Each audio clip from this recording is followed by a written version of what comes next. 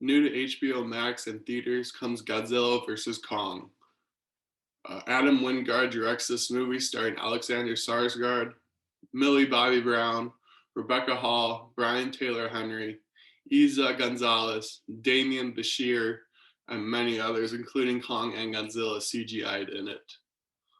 But the actors and actresses are not the main stars of the film. The monsters are the center stage in the film, with great battles between the two monsters, Kong and Godzilla. The human characters are the focus for the first half of the film, with two different storylines that are going on. We see the team of Kong trying to find the life force weapon in order for Kong to gain the upper hand, while the other team of humans are on the side of Godzilla and they're trying to take down the big evil corporation, Apex Cybernetics. The company is trying to gain Godzilla's power and to make an ultimate weapon out of it after they harness that power. You know exactly when the CEO of Apex Cybernetics is introduced that he is the villain of this movie. The whole company is painted as an evil corporation with no redeeming qualities. The human character motivations are simple too and do not change, but Kong and Godzilla are seen as the good and bad based on the character's opinion on the monster and what side they're on. I really like the adventure that Team Kong went on to try to find the life force in the hollow earth.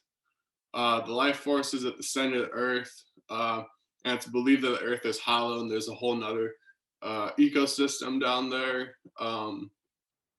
Even though the concept of hollow earth is very unbelievable, I would have preferred the life force being deep in the rainforest, maybe, an inhabitable place on Earth.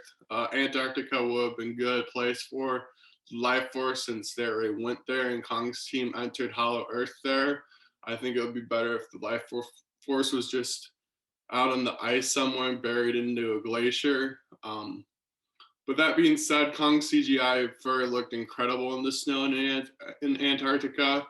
The whole movie had amazing CGI to begin with. The water effects were great, and seeing all the buildings crumble down were awesome as well as the fights went on. Although I didn't like the aspect of Hollow Earth, I loved the look of it and how the team entered the Earth's core, reversing gravity. All that scenes were great. Plus, all the animals were unique and creative, just like on Skull Island. Hollow Earth is very similar to that ecosystem. In Apex Cybernetics Lab, we even get to see a skullcrawler from the Kong movie. The skullcrawler still looks amazing and cool with its skull exposed and just the two legs and tail. It was great to see the cameo of them in this movie. While Team Kong was trying to get the life force, the humans on Team Godzilla were trying to take down Apex Cybernetics from the inside. The two human teams helping the monsters never met, though, in the film. It seemed like two different movies, with Kong and Godzilla being the bridge that brought them together at the end for one last pose in like superhero style. There's like two movies in here that they could have expanded on and made better, I feel. Now, this is a totally biased opinion, but I still think Kong is a badass and much better character than Godzilla. Kong has more personality in this than Godzilla. I connect more with Kong because it got me caring about him. Kong is portrayed as an underdog, making him easy to cheer for over Godzilla. And Kong even has somewhat of a story arc with the little girl from the Skull Island. They communicate with sign language, the girl and Kong is very likable because of this relationship he has with the humans.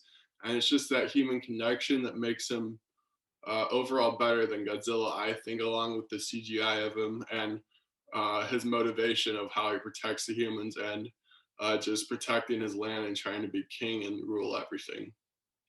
But people don't watch these movies for the story and character development. The reason we are watching the movie is for the fight between the two monsters. There are essentially 3 rounds where the monsters fight.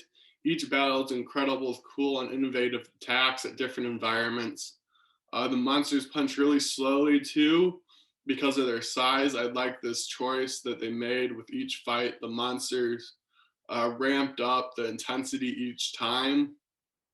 And then we also get to see Mega Godzilla, built by Apex Cybernetics, to try to defeat Godzilla. All three monsters fight though, and it's a very cool fight. Mega Godzilla reminds me of Pacific Rim a lot, with people controlling this big robotic creature to destroy other monsters.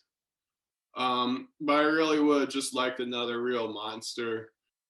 Each fight between Kong and Godzilla brought massive amounts of destruction, especially to the Hong Kong area. Their fights killed millions of human bystanders, I believe. This is never addressed. And then some mention of millions of people dying should have been a concern of someone in this world where it's just passed along or passed by. After seeing this movie, though, it got me thinking of other monster movies they could make. I would love to see all the monsters trying to fight for dominance before the rise of human, even way back in time, have the same thousands of years in the past. Would be cool with all the monsters fighting on that one continent without humans, Pangea.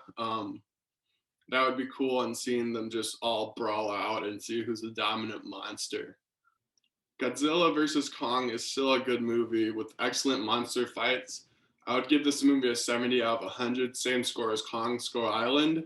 It is enjoyable with multiple problems, though, involving the human characters and outlandish plot points like Hollow Earth and how the power is conducted by the monsters as well, I had a problem with.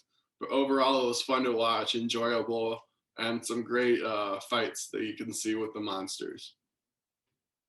Let me know who you think should win in a fight between Kong, Godzilla, or any other monster in the comments below. Please like the video and subscribe.